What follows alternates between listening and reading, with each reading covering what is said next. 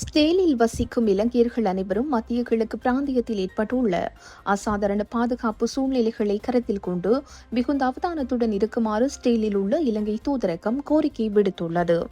எந்தவொரு ஆபத்தான நிலைமையையும் எதிர்கொள்வதற்கு ஸ்டேலிய பாதுகாப்பு படைகள் தயாராக உள்ளன.